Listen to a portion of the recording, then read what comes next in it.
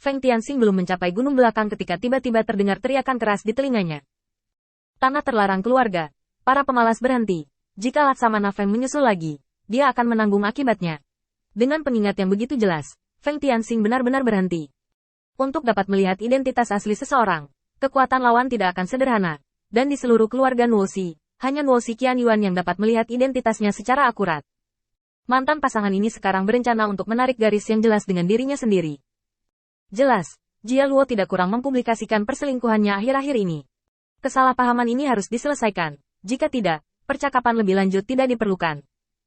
Senior Utara, tolong dengarkan aku jika aku ingin mengatakan sesuatu. Beberapa hari yang lalu, Jia Luo telah tiba di kediaman saya, menyembunyikan orang kuat itu. Jika saya salah mengucapkan sepatah kata pun, saya akan dipenggal. Saya harus menundukkan kepala ke Jia Luo. Dan kemudian serangkaian hal sepele yang saya tidak punya waktu untuk dipedulikan apa pendapat dunia luar tentang saya. Saya pikir senior juga harus tahu sesuatu. Tapi tolong percayalah, senior, saya tidak akan mengubah tekad saya untuk mengalahkan Jia Luo. Hanya metode yang akan berubah. Sekarang saya tidak cukup kuat, jadi saya harus menundukkan kepala dan bersujud kepada orang lain. Tetapi seorang pria lahir antara langit dan bumi. Bagaimana saya bisa tinggal di bawah orang lain untuk waktu yang lama? Di masa depan, akan ada menjadi hari untuk menghadapi Jia Luo dan bertarung dengannya. Sekarang saya datang ke sini hanya untuk bersama Nuoxi Qianyuan. Mari kita mengobrol baik dengan para tetua. Bagaimana menghadapinya? Urusan dunia saat ini, di bawah Jia Luo, sulit untuk melakukannya sendiri. Dan hanya aliansi yang memiliki peluang untuk bertahan hidup. Feng Tianxing sangat bersemangat. Dengan pasang surut, dapat dikatakan bahwa dia telah melebih-lebihkan emosinya hingga ekstrim. Feng Tianxing tidak bertanya berapa banyak tuduhan yang bisa dia singkirkan dengan kata-kata ini. Tetapi Feng Tianxing hanya meminta Nuoxi Qianyuan untuk memahami ketidakberdayaannya. Lagi pula, lingkungan pada saat itu benar-benar tidak bisa membiarkan dia mengucapkan kalimat yang salah. Selama tingkat kesalahpahaman ini teratasi, kita secara alami dapat mendiskusikan berbagai hal di masa depan, dan ada juga kemungkinan untuk bergabung. Tapi masih ada kesunyian menunggu Feng Tianxing. Tidak ada jawaban, tidak ada peringatan apapun padanya. Senior, Feng Tianxing tiba-tiba panik. Jika Nuoxi Qianyuan juga disuap oleh Jia Luo, maka masalahnya akan menjadi terlalu besar. Keluarga utara, yang tidak kekurangan sumber daya dan batasan, dapat disuap oleh Jia Luo, yang cukup untuk menunjukkan seberapa besar ketulusan yang ditunjukkan Jia Luo. Tampaknya semuanya menjadi tidak diketahui tentang apa yang mereka rencanakan. Jika berita kunjungannya hari ini dikhianati oleh Nuoxi Qianyuan, maka di depan Jia Luo, dia tidak lagi menjadi murid yang berperilaku baik dan bijaksana. Jia Luo pasti akan menjaganya setiap saat. Dan kartu haul terakhirnya akan dikeluarkan, efeknya akan berkurang banyak. Tanpa dukungan internal, terlalu sulit mengandalkan ras manusia untuk melawan ras iblis.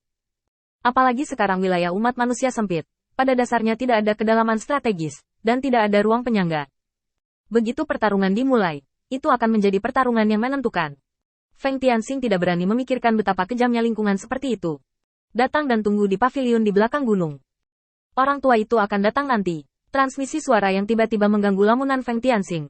Dia dengan cepat memberi hormat gunung dari kejauhan. Melihat pavilion di kejauhan, Feng Tianxing langsung melompat, datang ke pavilion. Duduk tegak, hanya menunggu Nuoxi Qianyuan tiba. Hati Feng Tianxing gembira. Jika Nuoxi Qianyuan bisa datang, semuanya akan baik-baik saja. Anda masih dapat berbicara, dan Anda dapat duduk dan berbicara dengan tenang. Kesalahpahaman dapat diselesaikan, dan semua masalah tidak lagi menjadi masalah. Meskipun dia tidak sepenuhnya yakin bahwa dia dapat membujuk Nuoxi Qianyuan untuk bekerja sama dengannya, setidaknya dia tidak akan menjadi musuh. Feng Tianxing menunggu dengan sabar di sini, dan pertemuan dengan Nuoxi Qianyuan kali ini pada dasarnya dapat menentukan tren umum di masa depan.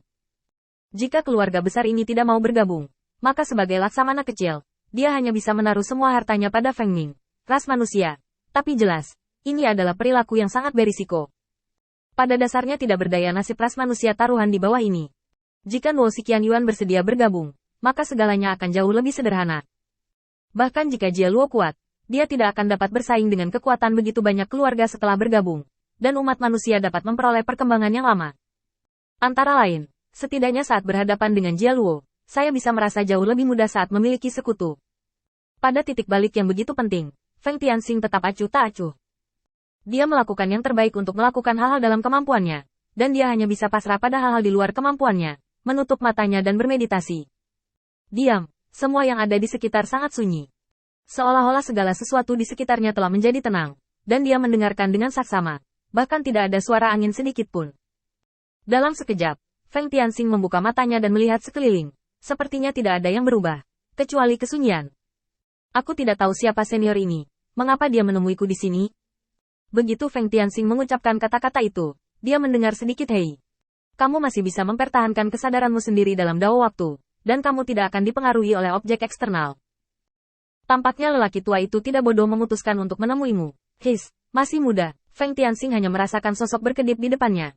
Dia berbalik dengan cepat, dan melihat seorang lelaki tua berambut putih duduk di hadapannya. Keduanya berkulit putih. Meskipun dia terlihat tua, tetapi memberikan rasa vitalitas yang aneh. Feng Tianxing berpikir sejenak, lalu memberi hormat dengan hormat. Aku tidak tahu bagaimana memanggil senior. Liang, jejak keraguan muncul di hati Feng Tianxing. Nama-nama iblis itu cukup aneh, sama seperti ketika umat manusia baru saja bangkit. Dan ketika ada perselisihan di berbagai negara, nama-nama itu masih sangat aneh dan berasal dari berbagai sumber.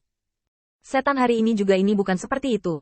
Tapi iblis di depannya benar-benar mengucapkan sepatah kata Liang, yang agak menggelitik. Saya bertemu senior Liang, meskipun ada lamunan yang tak terhitung jumlahnya di benaknya. Feng Tianxing masih menunjukkan kekaguman yang seharusnya dia miliki.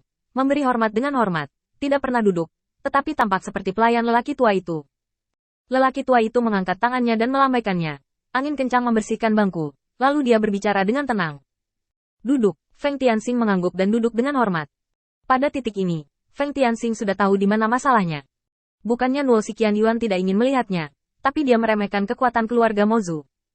Area terlarang keluarga ini adalah rahasia keluarga, dan orang biasa tidak memiliki cara untuk menyadarinya. Namun, tidak mengherankan jika ada orang kuat lain selain Nuo Qianyuan yang memiliki kekuatan sebesar keluarga utara. Bahkan 3 atau 5 lebih masuk akal. Jika keluarga utara dengan sengaja menyembunyikannya, mungkin ada lebih dari selusin pembangkit tenaga listrik teratas.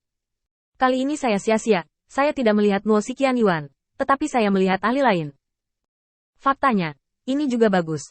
Feng Tianxing masih berpikir bahwa Nuo Qianyuan saja mungkin tidak dapat meyakinkan seluruh keluarga, dan sekarang dengan lelaki tua di depannya, peristiwa besar keluarga Nuo pada dasarnya dapat diselesaikan. Kamu datang ke sini untuk mencari Nuo Qianyuan untuk membahas aliansi, kan?